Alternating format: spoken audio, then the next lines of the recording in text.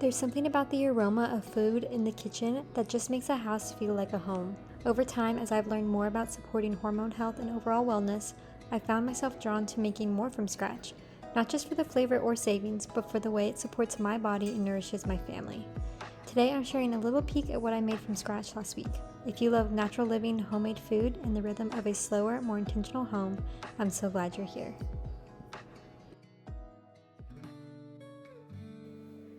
We're starting off with making yogurt. This is something that I really like to do in prep about once every 2 weeks, and it's so easy to make from home, and it's also much cheaper. I was able to buy half a gallon of organic whole milk for under $5, whereas when you buy regular yogurt from the store, which makes less, it can be around $6 or more. Making yogurt in the Instant Pot is incredibly easy. My only issue is just remembering to do some of the steps, but otherwise it's very simple and doesn't really take much time of you actually having to actively do anything. So once I get it to this point, it's going to incubate overnight, so we will come back to this later in the video. I also wanted to get started my sourdough sandwich bread recipe and let that start overnight. So I just mixed the ingredients and did 3 sets of stretches and folds. This is my last stretch and fold, and you can see how it's very elastic, and that's exactly how I know it's ready to rest overnight. I like to stand next to the sink so that I can have some cold water to run over my hands to keep my hands from getting super dirty every time I do this. This will rise on the counter for about 8 to 12 hours before I'm ready to do the next step.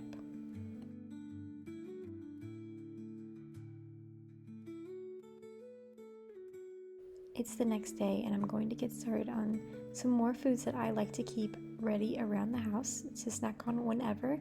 The first is some buckwheat granola. Store-bought granolas typically contain a lot of sugar and also seed oils. Those are both things that I try to avoid in my day-to-day eating to help myself feel better and to maintain my optimal hormone balance. This is delicious on yogurt, but it's also just great to eat on its own, kind of like a cereal. I definitely enjoyed this a lot while I was pregnant. Now, while I was making this, I kept hearing a noise and I had to look over, and I saw my dog dreaming in her sleep and wagging her tail, and I just thought it was hilarious. The recipe I'm using today is a buckwheat granola, and adding in the buckwheat actually has a lot of hormone balance benefits. It can help with estrogen dominance. Before I had my son, I really struggled with painful periods, and it led me to discover cycle syncing, which is a way to kind of sync up your eating and lifestyle with your menstrual cycle. And while I don't follow that super strictly anymore, I did learn a lot about the different types of food that can help with painful periods, and one of them was buckwheat, and I truly noticed such a difference eating it just more often, and so I try to stick it in wherever I can. Continuing the discussion of hormone balance, as I get my yogurt out and strain it, I prioritize protein in my daily diet, but especially at breakfast, and that is another reason why I really love having yogurt around to snack on, but also to keep around for breakfast, just to help me ensure that I am getting enough protein, really starting off my day feeling right and doing my hormones a favor. You can take this yogurt and do it kind of however you prefer. If you like a more runny yogurt, you can just dump everything out of the Instant Pot and put it into the fridge and you're good to go. But me and my husband both prefer a little bit of a thicker yogurt, so I took maybe half of what was in the pot, put it a strainer in a tea towel, and poured the yogurt in there and let the whey drip out into a bowl. I let that sit for maybe a few hours in the fridge and pulled out all of that whey, which is that yellow liquid there. And then I poured the rest into a jar. So I'm just taking the thicker yogurt now and adding that into my jar to give a little bit of a thicker yogurt. It is really delicious when it's all strained out. I mean, it's like a really thick cream cheese consistency almost, but I hate to waste a lot of the volume when you take out most of that whey. So this is kind of a nice solution. Or I'll just keep 2 separate containers in my fridge, one of the more runny yogurt, one of the more Greek yogurt, and that way I have the option depending on what I'm making. And when I say waste, you're really not wasting this way. My husband uses it in his protein shakes, and you can also use it in baking bread or other baked goods. So now that my yogurt is done, my granola is done, I'm just taking these two and making a delicious and wholesome yogurt bowl that kind of covers all your bases with protein, fat, and carbs. My next item is something that I have been relying on ever since I came home from the hospital with my son about 5 months ago. My friends refer to them as heavenly hunks. I've never had those, but they're basically a peanut butter oat bar with flax and chia seed. So they're of course really great for supporting milk supply as I'm breastfeeding, but they're also just delicious and full of great fiber and make a really delicious snack to keep in the freezer. Even if you're not breastfeeding, the flax and chia seeds in this recipe are a great source of omega-3s, which helps support hormone balance as well. I'll make sure to share this recipe and all recipes in the description, but I do like to double this recipe so I can put it in an 8x8 baking dish and cut it into larger bars. It keeps really well in the freezer for multiple weeks, and it's really handy to just have something that is a convenient snack you can eat quickly and that isn't prepackaged or containing any type of seed oils or refined sugars. Well, maybe apart from the chocolate chips if you want to add those in.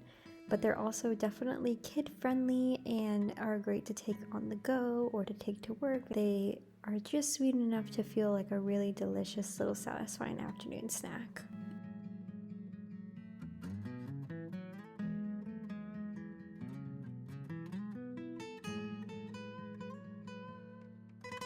The last thing I got done this day was just shaping my sourdough into the pan and getting it into the fridge for its long fermentation. I did want to point out that this was over pretty much the whole day, me getting these little things done. I've mentioned before I've got a 5-month-old baby. He is my priority, and he also doesn't like to sleep very much during the day. So I was working in small pockets of time where I could, or strapping him into the carrier and getting it done that way. But I share that to just say how making things from scratch doesn't have to take your whole day, and it doesn't have to be a big imposition. You can learn how to fit it into your schedule and just kind of work around what you're already doing during the day and not make it, a big task or something that feels really ambitious. But it does take time to learn these skills and learn kind of what you can get away with, what shortcuts you can make, and how long it takes to do all of these things. I've been married for almost 4 years now and have been kind of living this slow, intentional life and slowly building on to my skills every year. So where I am now may not be where someone else is, and that is totally okay. And there is always time for you to learn a new skill, a new task, if that's something that is a priority to you. This bread is going to go into the fridge. I like to put it in there for maybe 6 to 12 hours at least to give it the most time to ferment and develop the sourdough flavor. So as long as I get it shaped and in the fridge early enough in the morning of the second day, I'm able to bake it by that evening, meaning that it really took about 24 hours from the start to the baking process of this bread. I know everyone talks about how long sourdough takes, and it definitely takes a lot longer than traditional yeasted breads, but for me, for the health benefits, it's totally worth it. And so I really try to make most of anything that I'm eating that contains gluten sourdough so that it does have that long fermentation process for kind of that good bacteria to eat away at a lot of the gluten that is in the bread and make it easier for me to digest. At least that's my kind of, basic understanding of it. The recipe that you see me making here is actually my own recipe, and it is on my blog. I'll make sure that's linked in the description below. But what I really love about it is that it is basically the artisan sourdough bread, so it doesn't have a ton of added ingredients. But because it's shaped in this loaf pan, it is a lot easier to cut and a lot easier to make sandwiches with versus, the typical sourdough artisan looking bread that's the rounded shape. Those pieces just get huge, and it's hard to kind of use them practically unless you're making toast or something. I also love that this recipe doesn't require a Dutch oven. I just kind of make my own steam in the oven by putting another loaf pan on top of my loaf pan containing the bread. And this was super simple. I honestly didn't even feed my sourdough starter before I made this. I just took it out of the fridge and started my recipe as normal. So in less than 24 hours, I've got this beautiful sandwich bread ready to eat or to be put in the freezer. It is another day and I am making a fridge staple in my house. This is my honey mustard vinaigrette that I use for salad dressings, and it just goes well with any salad I've made it on. No matter what toppings I'm using, this is great, and it's honestly delicious just simply on lettuce. Like, I just use it as dressed greens as well. I found that having this around just really helps me make sure that I'm eating vegetables or always have some kind of option for a side with fiber in it. The final thing I am making this week is gluten and dairy-free banana muffins. I started with a flax egg as well for this recipe, so it's also vegan, but I usually make it with a regular egg. This day I had a bunch of mom friends come over, and so they all had different dietary needs, so this covered everyone's needs so that everyone could enjoy this together. So it's very simple. I actually created this recipe as well, and it kind of was born out of me wanting to find a banana bread recipe that was moist, delicious, and sweet, but didn't contain so much sugar, because typically they contain way too much sugar. Ripe bananas are already very sweet on their own. So I came up with this recipe, and it also uses maple syrup, so it doesn't contain any refined sugars and it doesn't contain any honey. So these are also very baby-led weaning friendly, especially because you can make them gluten, dairy, and egg free as well, so you can kind of control what allergens are in the muffins. I like to make these in a mini muffin pan, so they are great for little hands as well, and they are just a great snack to keep around. One of my friends loves this recipe, and her husband are both teachers, and they're going to make these every week and just have to keep for their little afternoon snacks. And honestly, that is such a compliment to me when I come up with a recipe and then people really enjoy it and they find it useful to them and it helps them eat better. It just really makes my heart happy. Something else I really enjoy about making mini muffin versions of banana bread is how quickly they cook.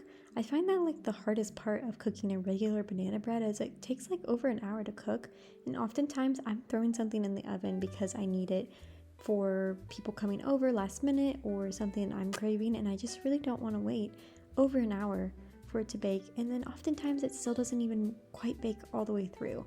So these muffins give me the peace of mind that it's going to cook quickly and thoroughly every time. I wanted to thank you for stopping by my house today and taking a look at what I made from scratch this week. I hope that this inspired you to maybe make something of your own from scratch. You can find all the recipes I used today in the description below. And if you'd like to see more videos like this one, definitely subscribe to my channel and leave me a comment below on what you would like to see me make from scratch next. Hope you all have a great week, and I will see you next time. Bye-bye.